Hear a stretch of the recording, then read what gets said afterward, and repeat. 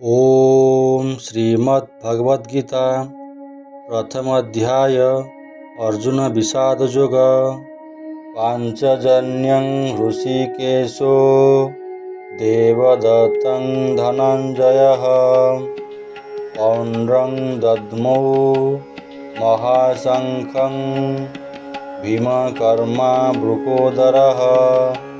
ऋषिकेश तांकर पंचजन्य नामक शंख बजाइले एवं अर्जुन तांकर देवदत्त नामक शंख बजाइले। अत्यंत खाद्यप्रिय और कष्टसाध्य कार्य संपन्न करुथिबा भीम मध्य तांकर पौंड्र नामक शक्तिशाली शंख बजाइले। ऋषिकेश शब्दटी श्रीकृष्ण का उद्देश्य व्यवहृत होइअछि, जार अर्थ मन और बुद्धि नियंत्रण कर्ता।